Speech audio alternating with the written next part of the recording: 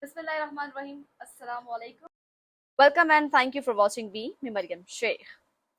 As per the amended civil status law issued through a royal decree number 59 by 2021, last week, every Omani citizen who has above 10 years of age must obtain the civil identity card.